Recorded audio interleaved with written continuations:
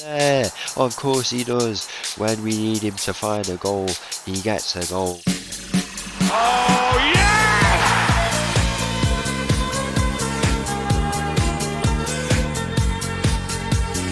Hello and welcome back to another episode as part of the Corners of Europe Challenge, and welcome back to Shakhtar, where in today's episode we have got two games coming up. The first, well, both of them actually away from home, but the first is at the Johan Cruyff Arena, 65,000 seater we are going to today, one of the biggest stadiums we have ever played in. We are going up against Ajax, and then after that we're going away again, and we're playing against Koln in the Rhein Energy Stadium. As you can see, will be hopefully a very, very good game. 50,000 seater stadium as well. They don't mess about in Germany.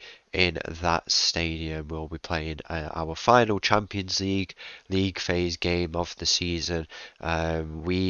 I don't know, absolutely heartbroken, let's just put it that way. We were 3-1 up at home against AC Milan. 87th minute, they put it back to 3-2, and the 95th minute, we conceded a late equaliser. Just not our league phase this time. We dropped points to PSG. If we'd have got that and then the win there, we probably would have gone through, but we haven't.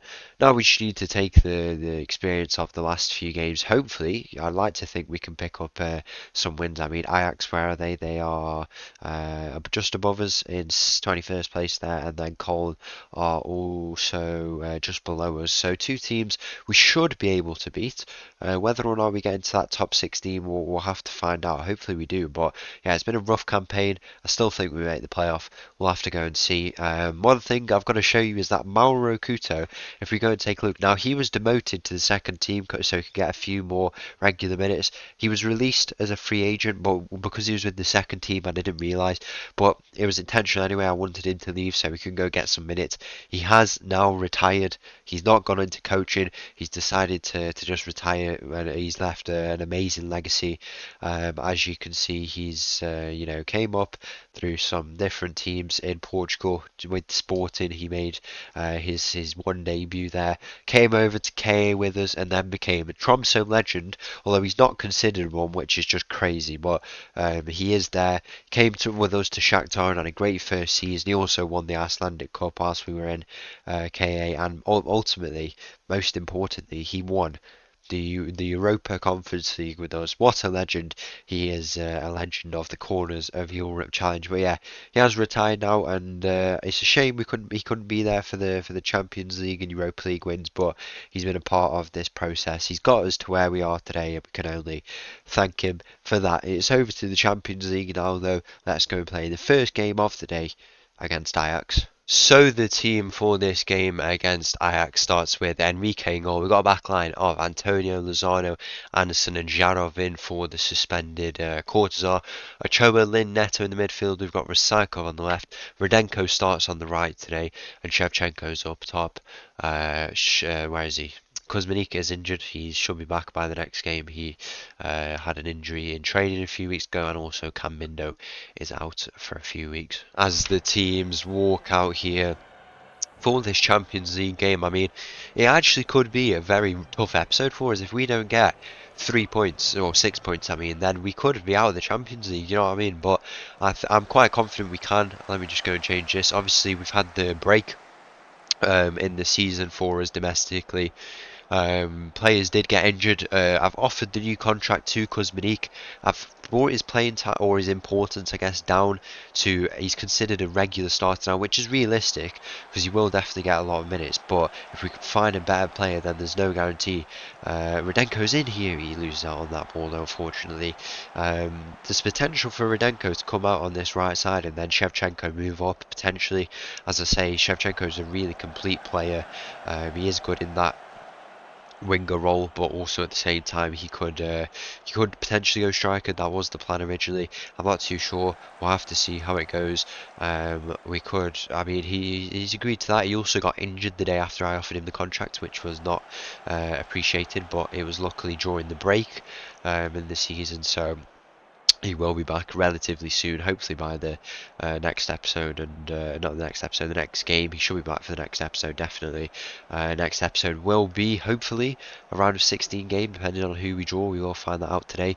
We might not even draw anyone because Ajax have a penalty here, and our problems could just get a little bit worse. We thought we had it tough last year. I mean, we definitely did it. It was just very frustrating that it was such a tough job to try and get into that top 8, but we got there. We fought on. I mean, we could have 2 more points if we'd have beat AC Milan. I couldn't believe it. I really couldn't believe it. We played so well in that game. We just managed the game so well, but we didn't get the result in the end that we wanted. But what can you do, really? I think we can get a result here, though. If not, I guess we'll have to go to Koln. But we've played very, very well so far in this in the games that we've kind of seen. I think we played well against Liverpool, but just didn't come out in the end. Real Madrid could have been better, but we weren't too bad. AC Milan, we were good. Rudenko's in here. Rudenko with the shot, he just puts it over. He is so good. He plays that like just how Shevchenko plays, really, really well. Very impressive how he plays that role. And yeah, as I say, there could be a bit of potential for him in that position. We need to find a goal for ourselves here in this game. Antonio wins that back down this left side. He'll look to play a ball in now into the middle. Where will he go? Antonio plays the ball in. Rudenko back post. He's going to square it back in. No one's able to get there. Rudenko with the follow up. He is getting very, very involved here in these attacks, and he could seriously cause a threat for this team. Look how uncompetitive this season's been. 13 points after 7 games. It's like, it's going to be 15 points to qualify, I think, for the first time ever. That is so frustrating. Neto's in behind here. He's put wide. And that is why we have not been able to take advantage of the competitive the uncompetitive season. But I guess when our standards have dropped, everyone else's have something like that. I don't really know.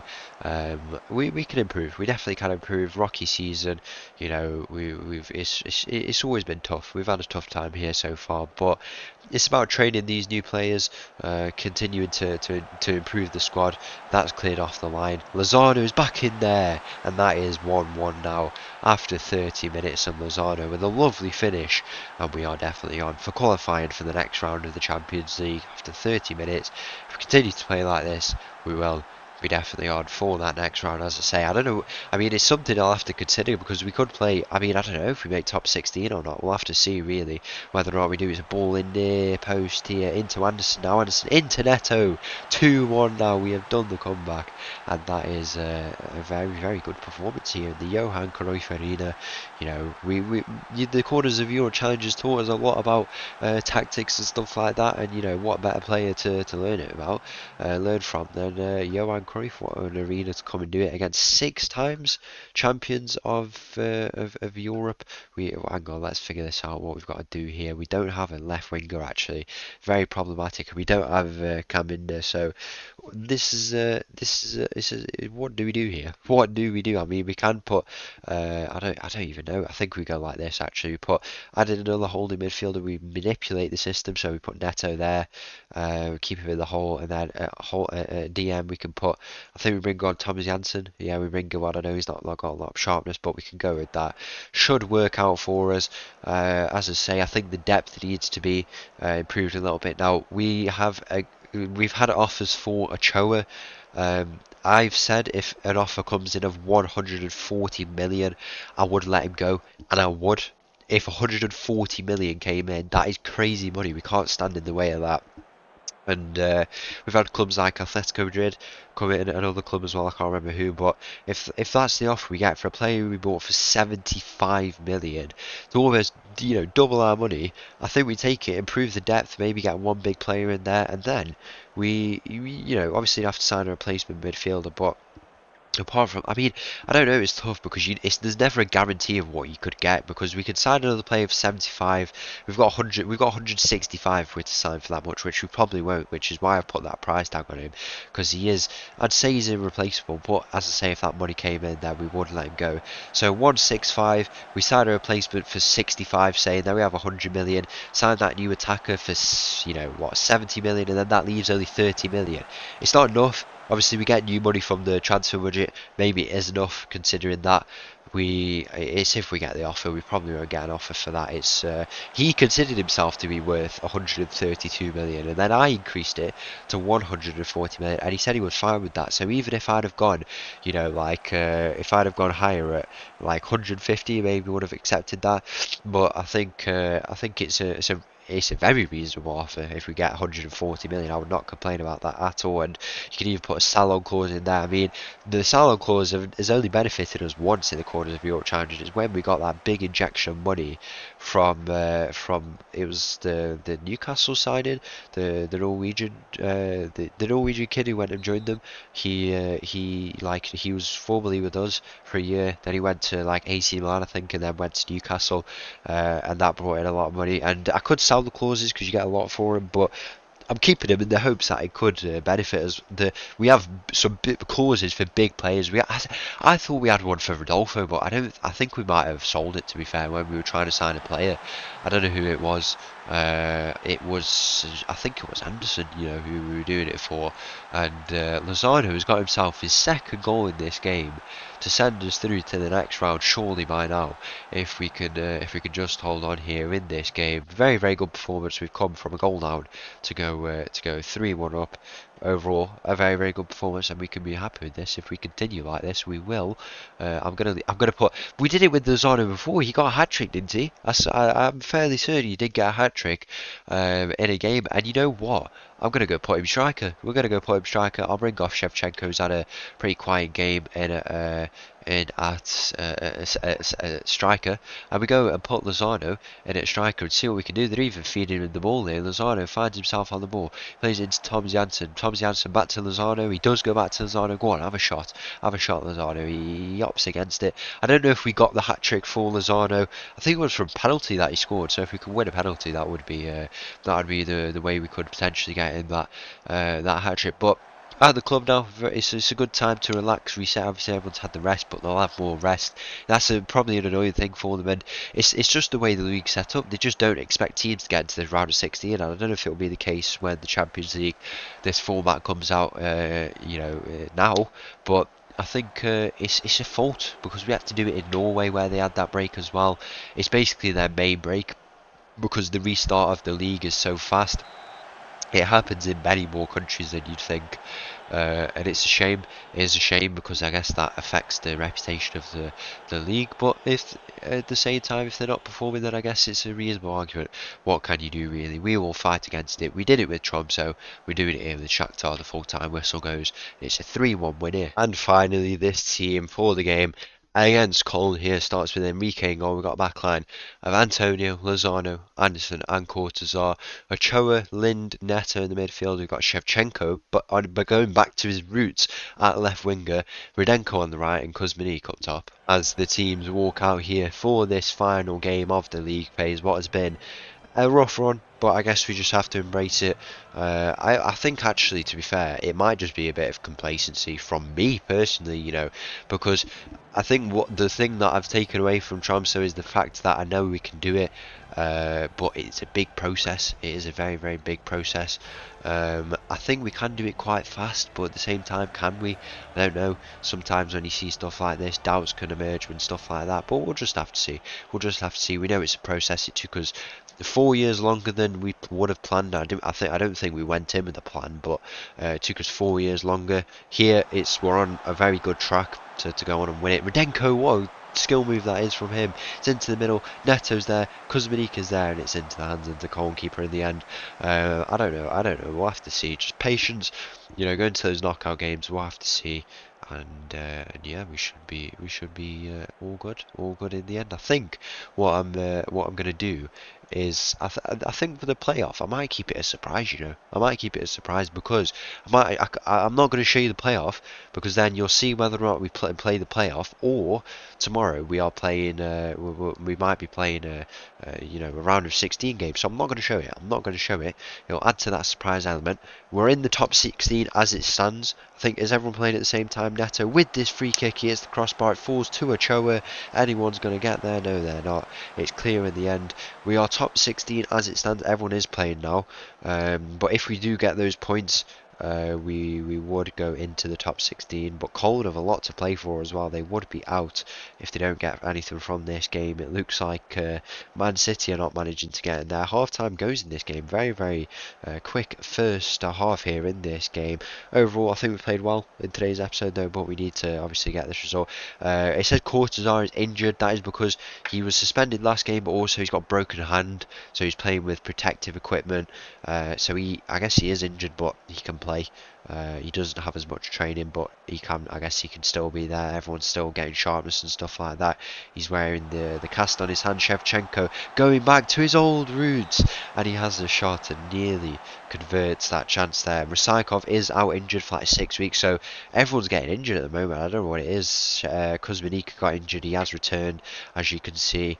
Rysakov, Lozano with the header. Lozano's not injured. So, who else got injured? Yeah, Kuzminik.